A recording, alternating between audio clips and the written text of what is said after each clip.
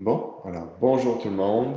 Alors on va commencer. On n'est pas tout. Il manque quelques joueurs, mais j'imagine qu'ils ont les mêmes problèmes de connexion que plusieurs d'entre vous ont vécu.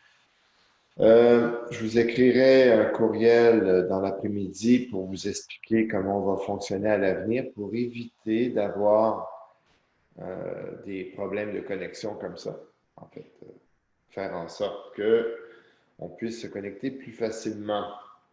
Alors, ceux qui ont une caméra, je vous encourage à l'allumer, qu'on ait l'impression d'être en classe. Et nous allons commencer.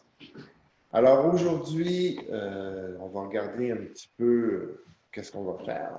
En termes de plan de match, on va faire un survol un peu théorique de ce qu'on appelle les composants d'un algorithme. Ce survol est intéressant parce qu'il va nous donner un petit peu le plan de match des prochaines semaines. En fait, on va voir qu'est-ce qu'on doit connaître lorsqu'on doit parler d'un algorithme. C'est quoi les différents morceaux à connaître, les différents composants. Bon, ça ne va pas être si long que ça. Ensuite, ça va être un peu plus pratique. Alors là, j'espère que vous avez tous installé le logiciel de développement que nous allons utiliser parce qu'on va passer à l'introduction à la codification. Donc, à travers l'utilisation du logiciel, on va commencer à programmer. Alors, du programme le plus simple que l'on puisse imaginer jusqu'à réussir à faire le premier programme, donc, que nous devons faire pour l'instant. Euh, Au travers de tout ça, ben, on regardera un petit peu le plan de match de la semaine en termes de contenu. D'ailleurs, on va un petit peu commencer par ça. Qu'est-ce qu'on va faire? Et également planifier la rencontre de jeudi. Alors, commençons par ça. Tout d'abord, je vais vous partager mon site Moodle pour qu'on puisse bien voir qu'est-ce que nous avons à faire. Alors, donc, vous voyez ici on est dans le module 2. Alors, normalement, aujourd'hui, vous avez déjà remis votre laboratoire 1. Vous avez utilisé la boîte de remise de Colnet. Alors, normalement, vous allez dans le cahier de notes et à chaque évaluation de type laboratoire, il y aura ce qu'on appelle une boîte de remise dans laquelle vous pourrez déposer votre travail. Alors, ceux qui ont eu du mal à faire ça, n'hésitez pas à m'écrire et on regardera ça ensemble. Mais normalement, c'est assez clair quand vous allez dans le module d'évaluation, dans le cahier de notes. Ensuite, aujourd'hui, on commence le module 2. Alors, le module 2 se compose de quoi? Alors, si on regarde un peu le site Moodle, on voit que on a un document sur les composants d'un algorithme. C'est le document sur lequel on va travailler aujourd'hui. Donc, j'ai préparé une présentation qui va faire un survol de ce document-là. Ce qui ne veut, donc, il faut le lire quand même, mais moi, je vais l'expliquer aujourd'hui. Ensuite, on va passer à l'introduction à la codification. Le document qui est là fait un survol de la codification d'un exemple et nous montre les différents aspects.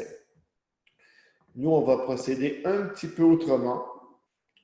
Alors, ce document-là est à lire, mais nous, on va faire un petit peu autrement aujourd'hui, dans la mesure où je vais aller directement dans le logiciel et on va construire quelque chose. Il y aura une étude de cas. Alors, l'étude de cas, on va la regarder dans la deuxième partie du cours, évidemment.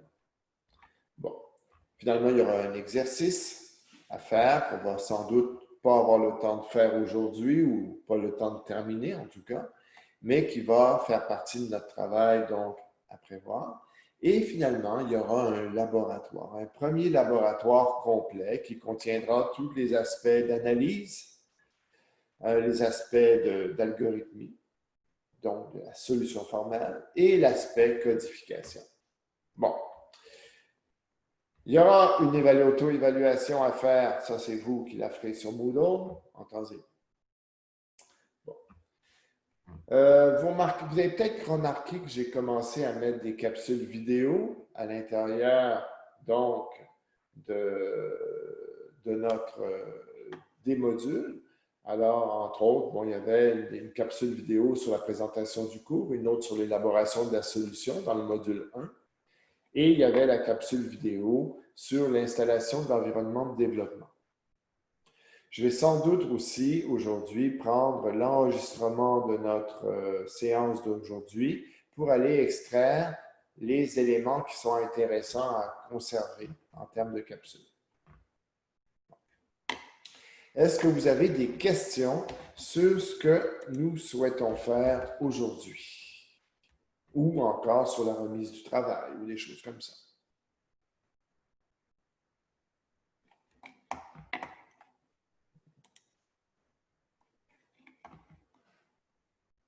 Non? Eh bien, dans ce cas-là, allons-y. Alors, je vais vous présenter un deuxième document.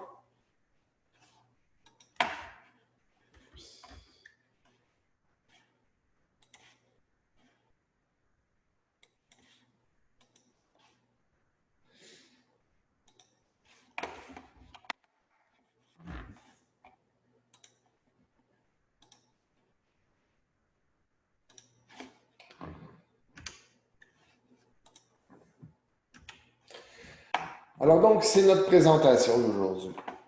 Notre présentation,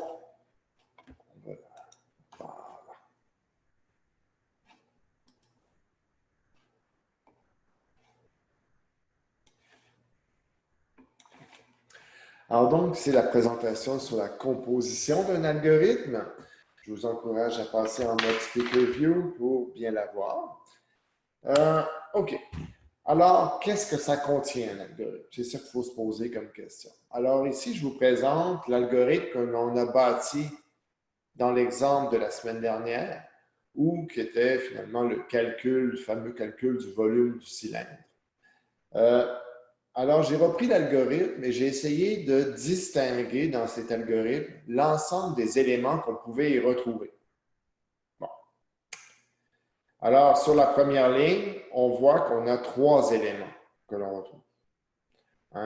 Pi, qui va être ce qu'on appellera une constante symbolique. La flèche, qui est un opérateur d'affectation ou une opération d'affectation, qu'on pourrait dire, mais c'est l'opérateur d'affectation qui permet de faire l'opération d'affectation. Et on a le 3,14159, qu'on aurait pu aussi écrire 3.14159 pour être plus conséquent avec le langage informatique, qui est ce qu'on appellera une constante littérale. Bon. Alors, j'ai fait la même chose pour chacune des lignes. Alors, on peut distinguer en vert un premier groupe de choses qu'on va appeler des opérations. En rouge, ici, bon, c'est la constante symbolique. En bleu, ce sont les variables. Alors, les variables, donc, ce qu'on va lire, ce qu'on va écrire, ce qu'on va calculer, toutes sortes de variables qu'on va retrouver dans nos systèmes. Mais également, on va retrouver des regroupements. Alors, par exemple, ici, dans l'encadré en pointillé, on retrouve ce que nous appellerons une expression arithmétique. Vous appelez peut-être une formule mathématique. Bon. Et il y a un grand regroupement que j'appelle la séquence. Bon. Alors, allons voir un petit peu ces différents éléments. Alors donc, les composants d'un algorithme, ça se compose de 4 choses, généralement.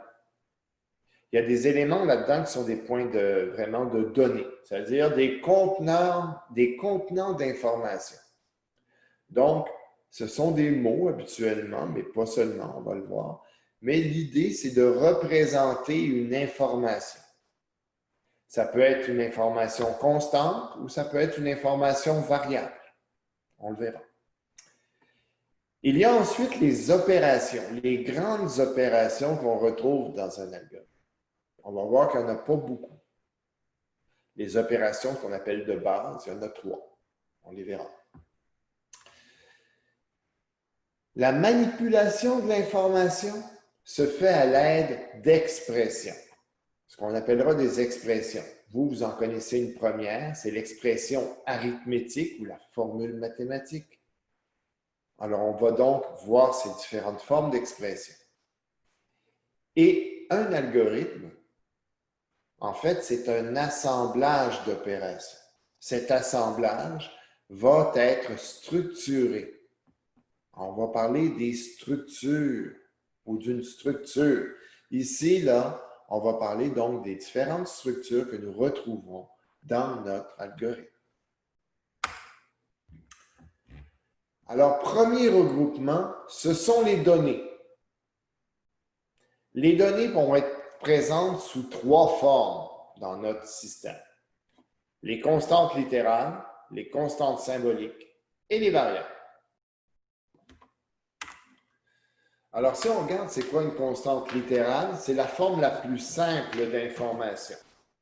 C'est une information que nous allons retrouver sous la forme, par exemple, d'une valeur numérique ou encore d'une valeur textuelle.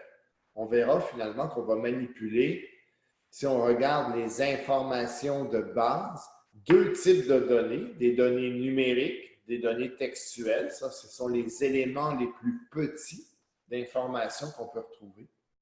Alors, par exemple, dans notre exemple, on avait la valeur de pi, 3,14159 ou 3,14159 selon le cas. Bon, ça, c'était notre constante littérale. Les valeurs littérales, on va voir qu'on les aime, on aime les associer à des valeurs symboliques ou à des variables. On verra pourquoi là. On va expliquer ça tranquillement. Parce que souvent, je vais donner une première phase d'explication, c'est que souvent, la valeur de l'information ne nous éclaire pas beaucoup sur sa nature. Qu'est-ce qu'elle signifie? Bon, dans le cas de la valeur de pi, c'est facile. Quand vous voyez 3,14159, vous vous dites, bon, c'est pi. C'est une valeur simple. Mais si vous voyez la valeur 2 ou 8, qu'est-ce que c'est? 8, ça peut être le prix d'un billet de cinéma au rabais. Ça peut être l'âge de votre petit frère. Ça peut être n'importe quoi à 8. Alors donc, 8, ce n'est pas une information qui est significative. Alors, on verra que donc, les constantes littérales, on va avantageusement les remplacer par des valeurs symboliques. Et là, on arrive à la constante symbolique. La constante symbolique, bon, ici, on avait pi.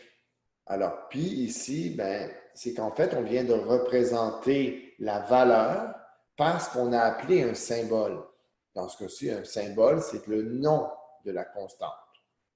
Alors, on va s'arranger pour donner des noms qui ont une signification, des noms significatifs.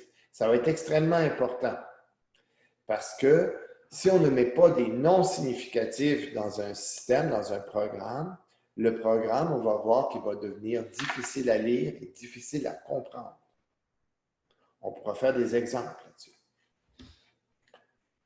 Et finalement, nous avons, si la constante symbolique, on vient d'associer une valeur à un nom, en fait, un nom à une valeur, je devrais plutôt dire, il y a une chose qui est claire, c'est qu'on a quelque chose qui est constant.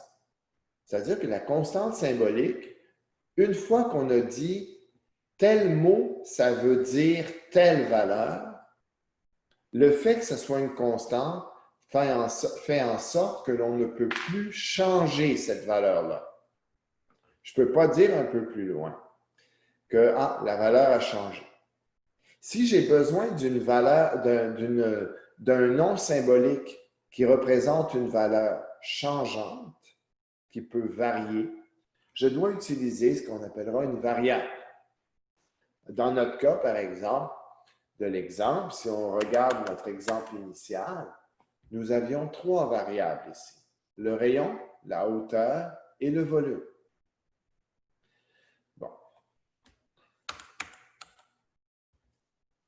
Alors donc, ce sont les trois formes que prendront les informations dans un programme. Constante littérale, constante symbolique et variable. Ensuite, pensons aux opérations. Les opérations, bien, en fait, les grandes opérations de base sont peu nombreuses. On a une opération de lecture qui va nous permettre d'aller chercher la valeur de l'information à l'extérieur du programme. Je m'explique. Par exemple, ici, nous, c'était l'utilisateur va devoir donner la valeur du rayon. L'utilisateur va devoir donner la hauteur du cylindre.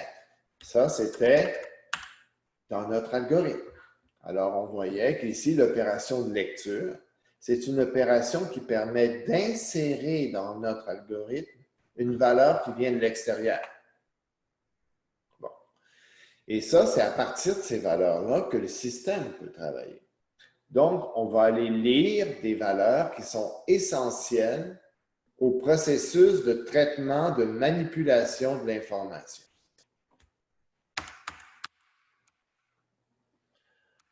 On a l'opération écrire, qui, elle, est une opération qui permet de faire connaître à l'utilisateur le résultat du travail effectué par l'algorithme. Et on a l'opération d'affectation. L'opération d'affectation, je vous dirais que c'est l'opération la plus essentielle qu'on a. Parce que c'est l'opération qui nous permet de prendre le résultat d'une manipulation et de l'affecter à une variable ou de l'affecter à une constante. Par exemple, alors ici, j'affecte la valeur 3,1415,9 à ma constante symbolique. Ici, j'affecte le résultat de cette expression mathématique à la variable volume. Bon.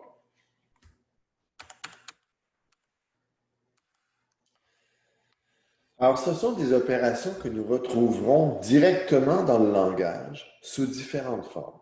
On verra lesquelles.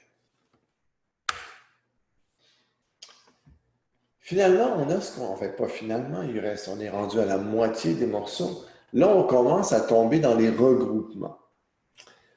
On va parler des expressions. Une expression, bon, c'est donc un regroupement de deux choses, des opérandes et des opérateurs. Les opérandes, ce sont les données manipulées. Les opérateurs, ce sont, bien, écoutez, les opérateurs qui vont permettre de manipuler l'opération, d'effectuer une opération. Alors ici, on va parler, par exemple, dans une expression arithmétique, les opérateurs sont des opérateurs arithmétiques. La multiplication, l'addition, la soustraction, etc. Les opérandes, dans une expression arithmétique, sont des nombres. Évidemment, parce qu'on ne peut pas vraiment multiplier des données textuelles. Bon. Alors donc, ça peut sembler à la base, mais à la base, on peut penser que les opérations arithmétiques vont se faire sur des valeurs numériques. Bon. Alors donc, l'opération arithmétique, habituellement, vous les manipulez bien. C'est normal. Hein? Vous faites des maths depuis 11 ans. Hein? Vous avez commencé à faire des additions il y a très longtemps. Vous savez très bien ce que c'est. Je vais peut-être avoir besoin de vous rafraîchir la mémoire sur les priorités d'opérateurs lorsqu'on évalue une expression plus complexe. Hein? Mais, généralement, un opérateur, c'est quelque chose, une expression arithmétique, c'est quelque chose de relativement simple. On verra une autre forme d'expression que vous savez manipuler également, que vous avez déjà manipulée. Ce sont les expressions relationnelles. Bon. Alors là, on doit utiliser d'autres types d'opérateurs. On verra. Les opérateurs relationnels. Vous les connaissez, les opérateurs relationnels, même si vous ne les avez peut-être pas toujours appelés comme ça. On va parler, par exemple, de plus petit ou égal, plus grand ou égal, différent et est égal à. Ce sont des opérations donc particulière, et regardons qu'est-ce que ceci va nous donner. Alors, pour vous, âge plus grand ou égal à 18. Quel est le résultat de cette expression? Est-ce que quelqu'un veut se lancer? C'est vrai ou faux? Exactement. C'est-à-dire qu'on va parler ici d'une expression dont le résultat n'est pas un nombre. Le résultat est une valeur qu'on appellera booléenne. Bon, on verra, vous allez voir les valeurs booléennes en mathématiques discrètes, vous allez travailler là-dessus. Mais donc, les valeurs booléennes, c'est une valeur qui est booléenne peut prendre deux valeurs. Valeur faux ou valeur vraie. Alors ici, dans notre cas, âge plus grand ou égal à 18 va nous retourner vrai, par exemple, si âge vaut 18 et plus. Et va nous retourner faux si âge est plus petit que 18. Bon. Alors, les expressions relationnelles, on en utilise beaucoup. Mais c'est surtout une première forme d'expression qu'on nous appellerons les expressions booléennes. Alors donc, expression relationnelle, c'est une expression relationnelle, mais elle fait partie de la famille des expressions booléennes.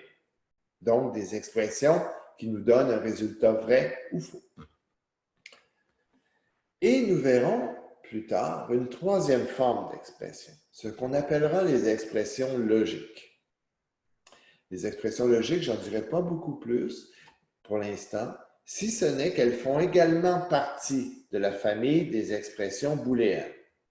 Ce sont des expressions plus complexes que vous verrez beaucoup en mathématiques discrètes et on va donc nous les utiliser évidemment en informatique, sont essentielles. Finalement, nous avons les structures. Alors, les structures qu'on appelle les structures de programmation. Bon, les structures de programmation sont au nombre de 3. La séquence, l'alternative et la répétitive. La séquence, écoutez, c'est très simple. Quand on avait cet algorithme-là, on dit que c'est une séquence. Pourquoi? Parce qu'elle se compose d'une ou plusieurs opérations et que ces opérations vont s'effectuer de façon ordonnée, les unes après les autres. Et on sait que une fois qu'on va avoir démarré notre algorithme, on va commencer à la première opération, puis on va passer à la deuxième, puis à la troisième, puis à la quatrième, puis à la cinquième. Donc, les 5 opérations se font d'affilée. C'est une séquence d'opérations.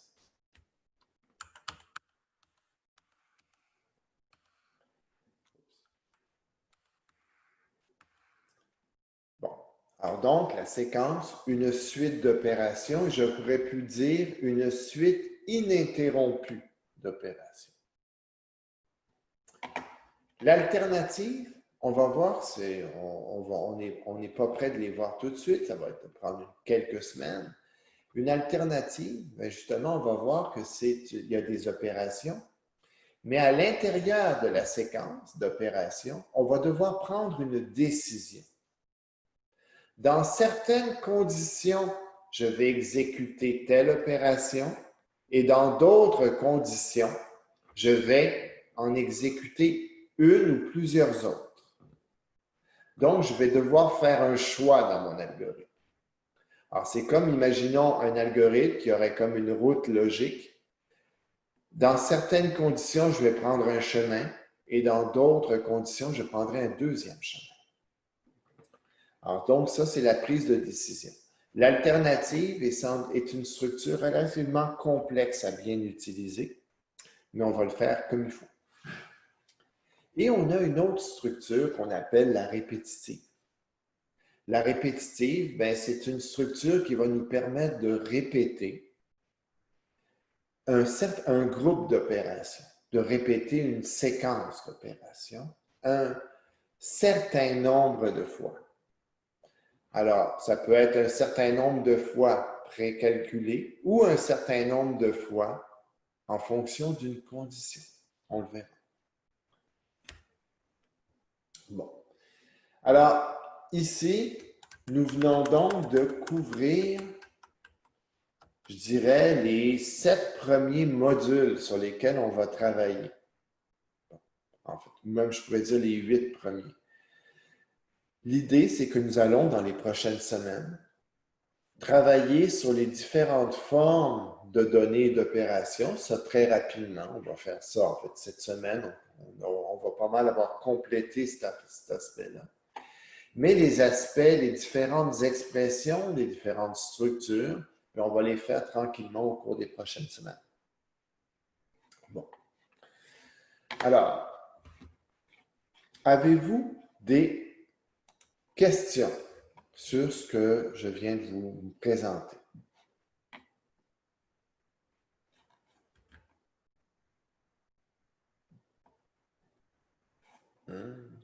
Personne. Bon. Alors, si nous revenons maintenant